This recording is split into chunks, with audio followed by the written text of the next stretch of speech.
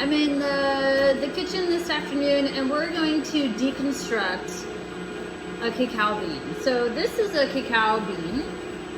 It looks like a whole bean, but if you were to take off this protective papery skin around it and look at the bean, you'll see that the bean is not whole like a kidney bean or a lima bean. It looks like a tiny brain. And I think it's interesting that since it kind of looks like a brain, it has all these interlocking segments to it.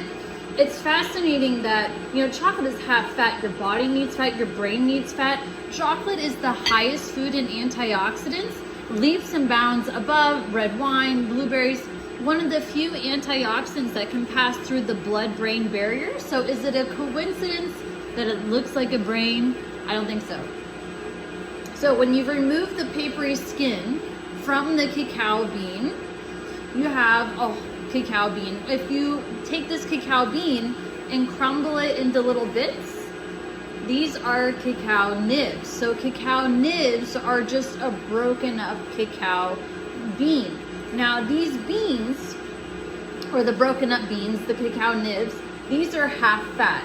So when I load these into the stone grinder right there, it's got 2 granite wheels and a granite base. So think about peanuts into peanut butter. There's so much fat in these cacao nibs, these hard crunchy nibs, that when they begin to crunch up and liquefy, it's going to turn into that familiar liquidy melted chocolate. So it's fascinating that it goes from a solid to a liquid, and when you pour it into a chocolate bar, it's a solid again.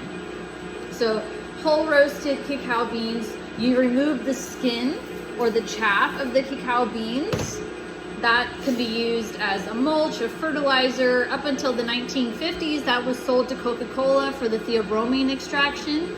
And then you have the cacao nibs. Nibs by themselves are great. I love to put them in my oatmeal in the morning. They're great in smoothies. The nibs you grind up into chocolate. One of my favorite chocolates to eat is a chocolate bar with cacao nibs sprinkled on top, because I love that crunchy texture, and then kind of the double chocolate of the cacao nibs sprinkled right back onto a chocolate bar. It's kind of fun when you're a chocolate maker, because then you can make whatever you like.